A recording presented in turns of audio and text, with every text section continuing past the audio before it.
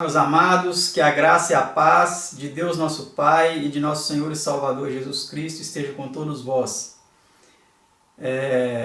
Aqui em Gálatas 4, versículo 6, nós lemos o seguinte: E porque sois filhos, Deus enviou aos vossos corações o Espírito de seu Filho, que clama, Abba, Pai.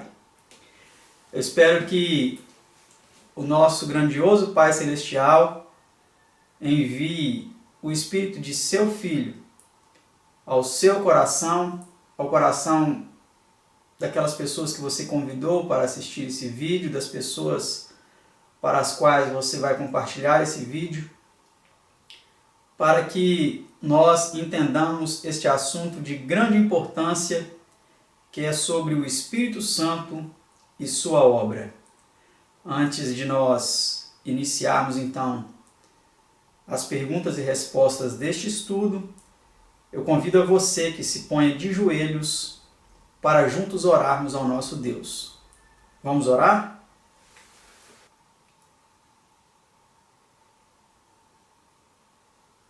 Grandioso Deus e eterno Pai, maravilhoso Senhor são as tuas obras que realizas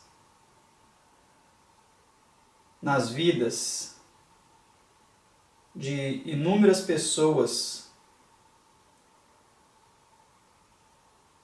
na face da terra, demonstrando o seu cuidado, a sua proteção, o seu amor e a sua infinita misericórdia. Louvado e engrandecido seja o teu santo e eterno nome e o nome de seu Filho unigênito, nosso Senhor e Salvador Jesus Cristo.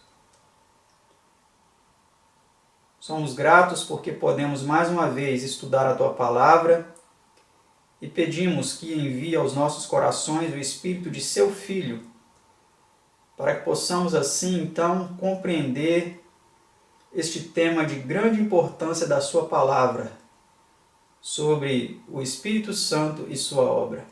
Capacita-nos, Senhor, e dá-nos a compreensão correta, proveniente, Senhor, das fontes da verdade, que é a sua palavra, que é a iluminação de seu divino Espírito Santo.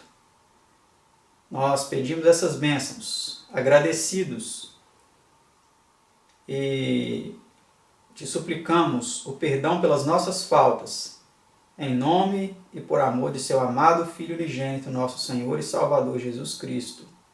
Amém, Senhor.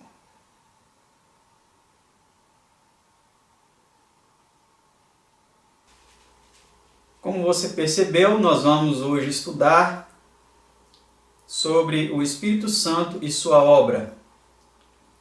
Vamos então ver aí qual é a primeira pergunta deste estudo e ao longo dele nós vamos compreender um pouco melhor sobre este tema tão importante da Palavra de Deus. Veja aí a primeira pergunta, ela diz assim: que preciosa promessa fez Cristo a seus discípulos pouco antes de sua crucifixão? Vejamos qual promessa foi essa que Jesus fez aos seus discípulos. E eu rogarei ao Pai, e Ele vos dará outro Consolador, para que fique convosco para sempre. São João 14, versículo 16. Então, essa que foi a promessa que Jesus fez aos seus discípulos. Mas será que ele estava prometendo uma outra pessoa ou uma outra manifestação da parte do Pai ou da parte dele mesmo aos seus discípulos? Vamos compreender um pouco melhor isso ao longo dessas perguntas. Vamos para a próxima. Pergunta número 2. Quem é o Consolador e que faria? Veja a resposta. Diz assim: mas aquele Consolador, o Espírito Santo, que o Pai enviará em meu nome, esse vos ensinará todas as coisas e vos fará lembrar de tudo quanto vos tenho dito. São João 14, versículo 26. Então, aí vem nos dizendo que esse Consolador é o Espírito Santo e o que ele faria? Ele faria os discípulos lembrarem de tudo que Jesus os havia ensinado. Vamos para a próxima pergunta, pergunta 3. por que não pode o mundo recebê-lo? Veja em sua tela a resposta a essa terceira pergunta. O Espírito de verdade que o mundo não pode receber porque não o vê nem o conhece. São João 14, versículo 17. Então, segundo Jesus, o mundo, as pessoas em geral do mundo, eles não podiam ver o Espírito Santo, eles não podiam entender o Espírito Santo, porque eles não o viam e nem o conheciam. Pergunta 4. Quão íntima é sua união com os crentes? Então vamos agora ver a resposta a essa quarta pergunta. Mas vós o conheceis, porque habita convosco e estará em vós. Mesmo versículo. Então ali Jesus, na continuidade, ali explicando aos discípulos, ele disse o seguinte: olha, o mundo ele não pode compreender o Espírito Santo. O mundo não conhece o Espírito Santo. Por quê? Porque ele não o vê nem o conhece. Mas vós, ele disse aos discípulos, vós o conheceis, porque ele habita convosco e ele estará em vós.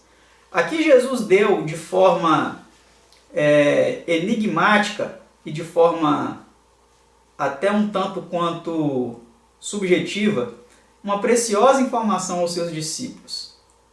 Quem habitava com Jesus ali até o momento? Se fosse uma terceira pessoa que viria a partir da ascensão de Cristo, como Jesus poderia estar dizendo que ele habitava com os discípulos? Porque Jesus disse, o outro Consolador, vocês o conhecem, porque ele habita convosco e no futuro ele estará. O verbo aí está no tempo, apontando para o futuro. Ele estará em vós. Então, quem habitava com os discípulos até então era o próprio Cristo. E quem depois estaria dentro deles, como o próprio versículo que nós vimos, Gálatas 4, verso 6, no início, que vem dizendo que Deus envia aos nossos corações o Espírito de seu Filho, depois Jesus ele estaria dentro dos corações dos discípulos. Então, aqui Jesus estava demonstrando que esse outro Consolador não era uma outra pessoa, mas uma outra manifestação do próprio Cristo, no qual ele agora não seria um Consolador presente fisicamente, mas não por isso deixaria de ser tão presente com os discípulos, porque ele agora seria um Consolador presente interiormente dentro dos discípulos. E isso é uma mensagem maravilhosa que pouquíssimas pessoas têm entendido, têm ensinado e têm vivido em suas vidas. Ter o Consolador, ter a Cristo como Consolador em nosso coração, nos momentos de aflição, de angústia, de pesar, sabendo que é Ele próprio e não uma outra pessoa, uma terceira pessoa diferente de Cristo. Vamos para a próxima pergunta. Pergunta 5. A presença de quem trará o Espírito Santo aos crentes? Essa pergunta também ajuda a elucidar um pouco mais sobre isso. São João 14, versículo 18, Jesus disse, não vos deixarei órfãos, voltarei para vós. Então Jesus prometeu que voltaria para os discípulos. E ele voltou para os discípulos espiritualmente, por ocasião do Pentecostes.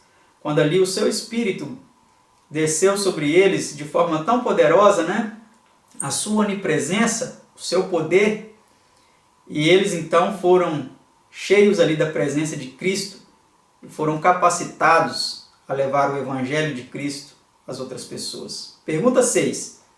Que promessa se cumpre assim? Que promessa então se cumpre com essa fala de Jesus, voltarei para vós, Não vos deixarei órfãos, voltarei para vós. Vamos ver que promessa se cumpre. O texto diz, eis que eu estou convosco todos os dias, até a consumação dos séculos. Amém. São João 14, versículo 18. Também o 14, 21 a 23 corroboram esse versículo, Vamos ver? Se você quiser pegar aí a sua Bíblia, para ver conosco, nós vamos ver aí o complemento desse texto de João, São João 14, e nós vamos ver especificamente os versículos 21 e 23 do capítulo 14 do Evangelho de João. Diz assim: aquele que tem os meus mandamentos e os guarda, esse é o que me ama, e aquele que me ama será amado de meu Pai, e eu o amarei e me manifestarei a ele. Então olha só que maravilha, né? Então nós vemos aí também a importância da observância dos mandamentos para que Jesus se manifeste a nós por meio de seu Divino Espírito. E outro texto é o versículo 23. Jesus respondeu e disse-lhe: se alguém me ama, guardará a minha palavra, e meu Pai o amará, e viremos para ele e faremos nele morada. Então aqui Jesus estava apontando que quem faria morada naqueles que guardassem os seus mandamentos, aqueles que o amassem de fato, de verdade, não apenas de boca, quem faria morada nessas pessoas seria ele e seu Pai. Jesus não apontou aqui que uma terceira pessoa, uma pessoa diferente do Pai e do Filho, ou uma pessoa mesmo semelhante ao Pai e o Filho, faria morada nos corações dos discípulos. A Bíblia ela é fantástica. Jesus ele mostra para nós em detalhes, um pouco aqui, um pouco ali, como temos estudado, que realmente quem faria morada em nós seria o Pai e o Filho por meio do Espírito Santo, que é a onipresença e o poder de ambos. Vamos então para a próxima pergunta, pergunta 7. Que tríplice união se estabelece assim? Então vamos ver que tríplice união. Será que essa tríplice união é a união de três pessoas coiguais e coeternas, como afirma o dogma da Santíssima Trindade, né? Como eles dizem? Será que essa tríplice união é a união do Deus Pai, do Deus Filho e do Deus Espírito Santo? Vamos ver o que a palavra de Deus tem a nos responder. Acompanhe em sua tela o que diz São João 14, verso 20. Naquele dia conhecereis que estou em meu Pai, e vós em mim, e eu em vós. Então essa tríplice união é a união entre o Pai, o Filho e os seus filhos, aqueles que recebem a Cristo, recebem ao Pai, que amam a Jesus, que amam ao Pai e guardam os seus mandamentos. Essa que é a tríplice união apontada por Jesus em São João 14, verso 20. Pergunta 8. Como busca Jesus por meio do Espírito entrada em todo o coração? Então vamos ver a resposta. Eis que estou à porta e bato. Se alguém ouvir a minha voz e abrir a porta, entrarei em sua casa e com ele cearei e ele comigo. Apocalipse 3, versículo 20. Então, quem está procurando entrada em nossa vida, em nossa mente, em nosso ser, em nosso interior, quem está procurando morada, entrada em nossa vida, não é uma terceira pessoa. Se existe uma outra pessoa diferente de Jesus querendo entrar em sua vida, cuidado. Muito cuidado, porque essa pessoa pode ser um inimigo terrível, ardiloso, demoníaco. Pode ser qualquer um espírito demoníaco procurando entrada no seu coração, menos aquele que de fato as Sagradas Escrituras vem dizendo. Porque aqui em Apocalipse 3:20 é falado aqui que ele é o Amém, a testemunha fiel e verdadeira, né? Em outros textos ali do Apocalipse, descrevendo ali nas cartas às igrejas, ele vem se identificando como aquele que esteve morto e reviveu. Então essa pessoa que quer procurar entrar no coração da igreja de Laodiceia, que essa aqui no contexto é a carta à igreja de Laodiceia, que é a igreja que vive nos últimos tempos da história deste mundo, que somos nós, é você que está aí assistindo, sou eu. Quem quer procurar entrada em nosso coração é o nosso meigo e amável Senhor e Salvador Jesus Cristo. Será que você dará espaço para ele entrar na sua vida? Ou você está deixando outros seres que não ele entrarem na sua vida? Muito cuidado.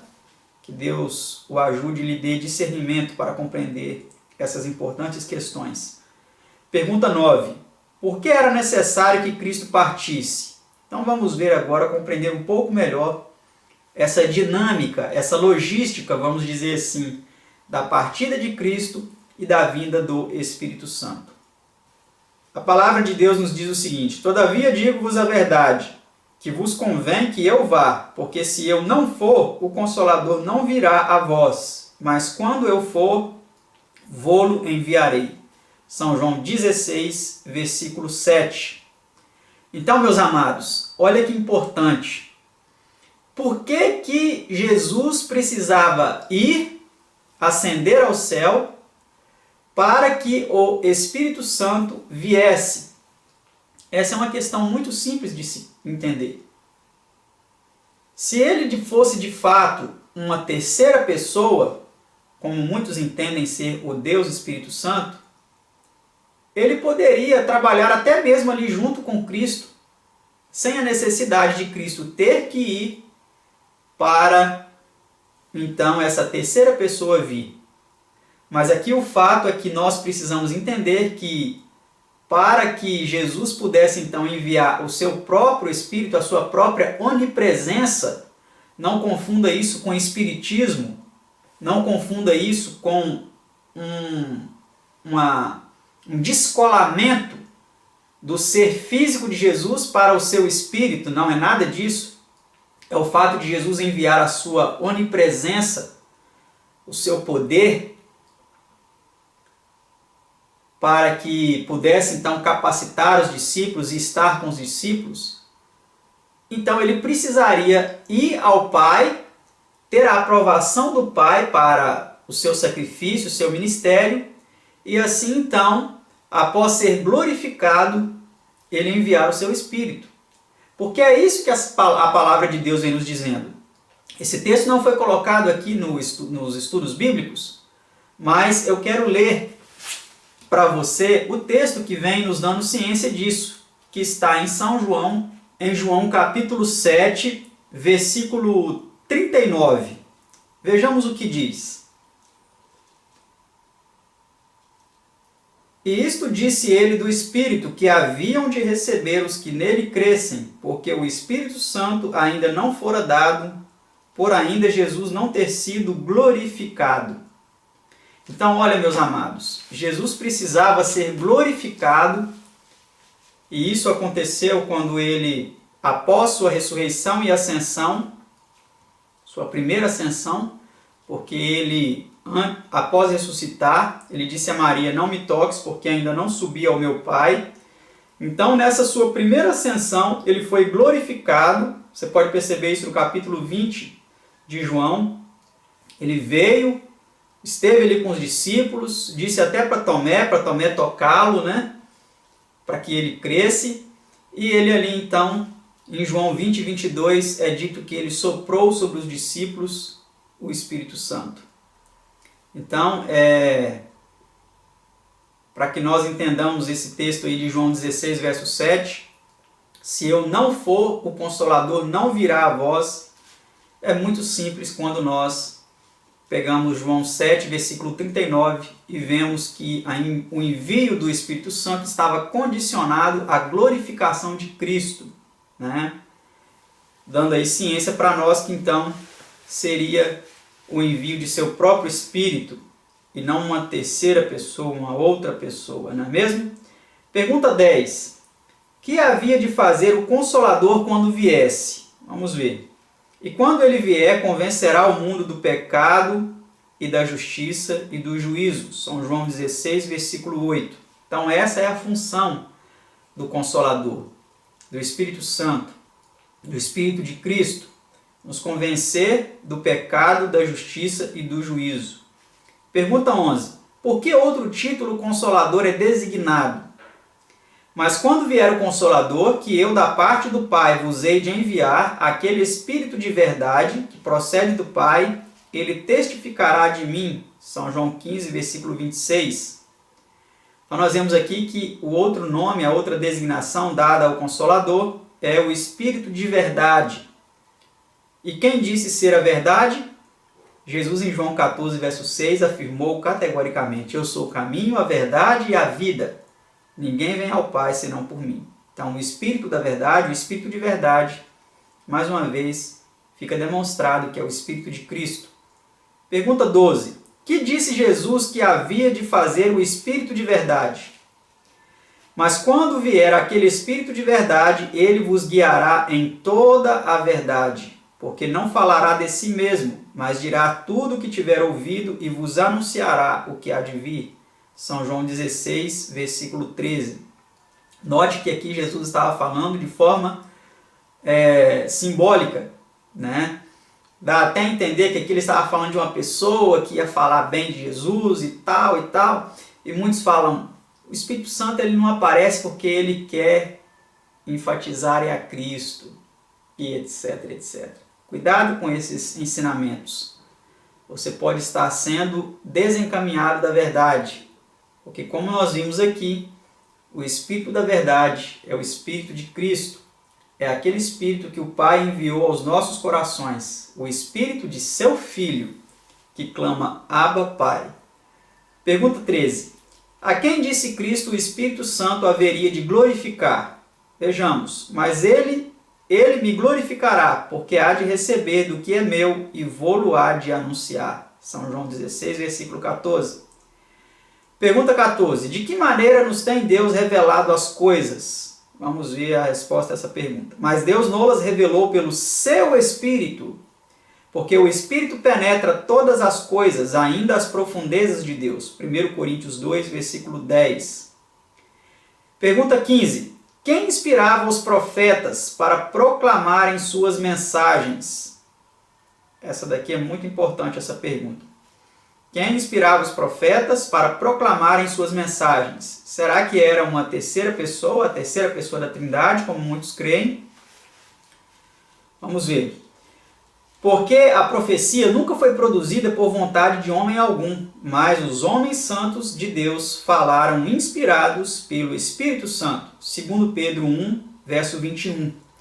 Só que aqui eu tomei a liberdade, porque eu até aconselho que cada um faça isso. Não creia porque você está assistindo esse vídeo ou porque você está tendo acesso a essa informação, mas vá diretamente à fonte, estude as Sagradas Escrituras, não dependa de mim ou de qualquer outra pessoa, seja ele o pastor da sua igreja, o sacerdote da sua igreja, ou enfim, qualquer líder religioso que ministre a palavra a você. Não dependa dessas pessoas para aprender o que é a verdade.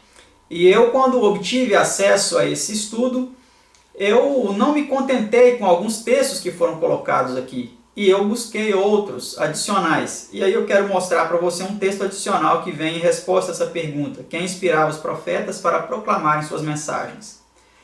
Note o texto que foi dado em 1 Pedro 1, versículo 10 e 11. Como aí você pode ver, é um texto sugerido pelo apresentador, por mim mesmo. Da qual salvação inquiriram e trataram diligentemente os profetas, que profetizaram da graça que vos foi dada, indagando que tempo ou que ocasião de tempo o Espírito de Cristo que estava neles indicava anteriormente, testificando os sofrimentos que a Cristo haviam de vir e a glória que se lhes havia de seguir. 1 Pedro 1, 10 e 11. Então, o Espírito que atuava nos profetas para que eles testificassem das profecias referentes a Cristo era o Espírito do próprio Cristo. Ou seja, a sua onipresença, atuando ali na mente dos discípulos, para que eles, dos profetas, melhor dizendo, para que eles pudessem então receber as mensagens referentes ao próprio Cristo e relatar no que hoje nós temos aí no Antigo Testamento, né? Vamos para a pergunta 16. Como foi o evangelho pregado depois do Pentecostes? Veja a resposta. Pelo Espírito Santo enviado do céu. 1 Pedro 1, 12. Então assim o evangelho foi pregado, né? Aqui eu sugeri um outro texto que diz assim, ó, e eis que sobre vós envio a promessa de meu Pai, ficai, porém, na cidade de Jerusalém, até que do alto sejais revestidos de poder. Então, Jesus, para que os discípulos cumprissem a missão de pregar o Evangelho, ele deu algumas orientações. Falou, vocês não saiam de Jerusalém, ficam em Jerusalém, né? Porque de lá de Jerusalém vocês vão receber a promessa que meu Pai vos fez, né? Como até no próprio livro de Joel, do profeta Joel, capítulo 2, versículo 28 ali em diante, vem dizendo a respeito do envio do Espírito, né? Então Jesus falou, fiquem em Jerusalém, até que do alto vocês sejam revestidos de poder. Que poder é esse? O Espírito Santo, que desceu sobre os discípulos naquela ocasião. Pergunta 17. Como são selados os crentes? E tendo nele também crido, fostes selados com o Espírito Santo da promessa. Efésios 1, versículo 13. Então aí nós vemos também que os crentes eles são selados com o Espírito Santo. Isso não significa que o Espírito Santo é o selo de Deus. Mais adiante, em outro estudo, veremos qual é o selo de Deus. Mas aqui vem nos apontando, e muitas pessoas fazem essa confusão, né, que o Espírito Santo é o selo, mas aqui não está dizendo que o Espírito Santo é o selo. Aqui está dizendo que nós somos selados com o Espírito Santo. Com o Espírito Santo. Então ninguém recebe o selo de Deus sem receber juntamente com o selo de Deus o Espírito Santo. Então nós somos selados com o Espírito Santo da promessa. Tá certo? Pergunta 18. Que advertência é feita então? E não entristeçais o Espírito Santo de Deus, no qual estáis selados para o dia da redenção. Efésios 4, versículo 30. Então, muitas pessoas, elas também compreendem mal isso daqui. O que é entristecer o Espírito Santo? As pessoas falam assim, você não acredita que o Espírito Santo é uma terceira pessoa? Não. Cuidado, você está entristecendo o Espírito de Deus, você está pecando contra o Espírito Santo. Será que de fato essa compreensão é a compreensão correta? Ou é uma compreensão desvirtuada do contexto geral, amplo das Sagradas Escrituras? Aqui eu introduzi novamente um outro texto para que nós compreendamos um pouco melhor essa questão.